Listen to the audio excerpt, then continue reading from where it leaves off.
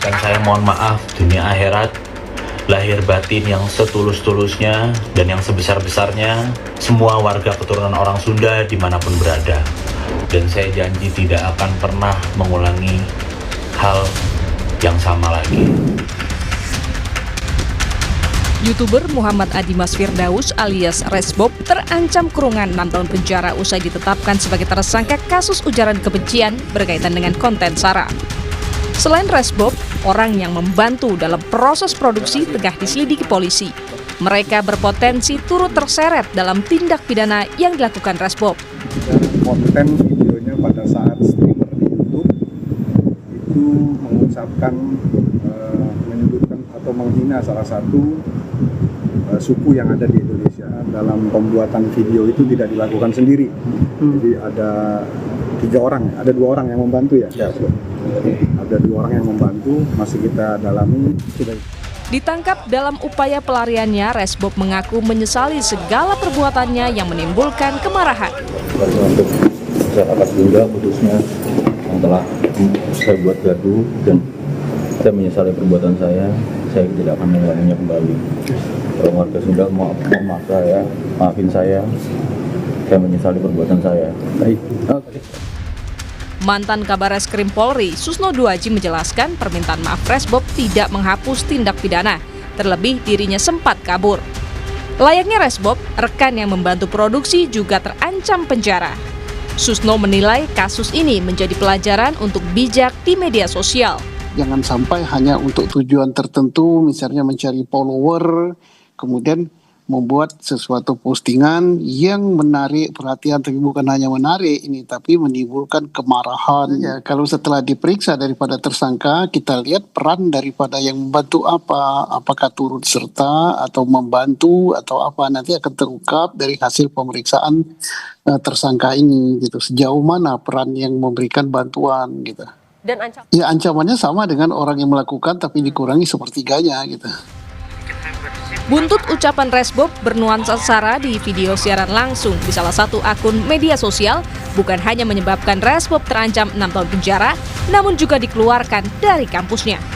Tim Liputan, Kompas TV. Ya, dan siapa saja tersangka lain yang dibidik polisi dalam kasus ujaran kebencian YouTuber Resbob? Kita bahas bersama Kabid Humas Polda Jawa Barat, Kombes Hendra Rohmawan. Selamat petang, Pak Hendra. Selamat sore. Ya, Pak Hendra, sebelumnya kan rekan Resbob masih didalami, lalu kini penyebar juga sudah dibidik. Sejauh ini, apa penyidik akan menjerat tersangka dalam kasus tersebut? Baik, Mas Sister, jadi kami telah melakukan penyidikan terhadap 2 rekan yang merupakan rekan streaming, ya. Ini bernama inisialnya AIB. Dan yang satu lagi adalah JFO.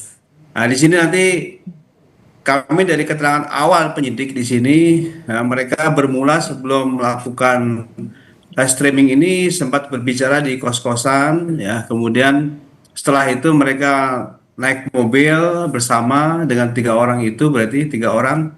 Nah, kemudian disitulah dilakukan live streaming yang dimana Resbob kemudian menyampaikan statement yang memberikan statement yang ujaran kebencian kepada masyarakat Sunda dan juga kelompok klub sepak bola yang ada di Jawa Barat. Ya. Nah, inilah kita akan dalami seberapa bisa kita masuk unsur pasal di pasal 55 atau 56 tadi itu, ya, terus serta membantu dan melakukan. Ini kita dalami di sini, tentu saja kita mohon waktu, ya, sehingga nanti silang untuk saling penyidikan ini akan kita lakukan pada hari ini. Kemudian di samping itu juga ada satu saksi di sini, ada saudari NL, ini merupakan pacar daripada saudara Resbob yang sempat ditemuinya di Surabaya dan sempat menitipkan, dan setelah itu Resbob kita kejar dan informasi ini didapatkan dari pacarnya. Namun sejauh ini kita masih tetap semua dalami. Demikian, my sister. Rekan Resbob sudah diketahui di mana keberadaannya, Pak? Untuk Resbob ini pernyataan dari pacarnya tadi itu, ya, dia akan pergi gitu, ya. tetapi kita berhasil lacak dan yang bersangkutan ini lari sempat ke Ungaran, ke Jawa Tengah dari Jawa Timur tadi itu, ke Surabaya, kemudian Pasuruan, kemudian sempat ke Solo, sempat ke Ungaran, dan terakhir itu di Kabupaten Semarang, yaitu tepatnya di Banyuwanik. Setelah kita ikuti dari Ungaran ini berhentinya di situ. Jadi TKP terakhir itu penangkapannya di daerah Banyumanik, Semarang. Setelah dari Ungaran. Demikian, My Sister. Pak Hendra, mungkin bisa dijelaskan lagi apa dasar penetapan tersangka, lalu kemudian apa motif Resbob dan mungkin kemungkinan rekannya yang juga berada satu mobil saat itu dengan Resbob. Jadi kalau untuk motif jelas ya bahwa di sini dia adalah sebagai konten kreator ya, live streaming di situ. Namun memang dari beberapa konten yang disampaikan itu ya cukup kontroversi penyataannya, dan inilah yang paling kontroversi sehingga memberikan ujaran kebencian kepada masyarakat suku Sunda. Dan di sini kita ketahui bersama bahwa model untuk mencari nafkah ini adalah ketika ada yang memberikan koin, ya mungkin ada bunga yang itu ada nilainya, dan ketika dikumpulkan jadi satu dan bisa diuangkan, ini nilainya cukup lumayan. Nah, di sini dari hasil